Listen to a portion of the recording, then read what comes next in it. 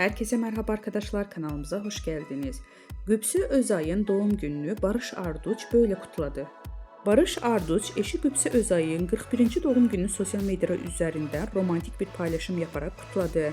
Gübsü Özay'ın 41. yaşına girmesiyle birlikte keyifli bir doğum günü kutlaması gerçekleştirildi.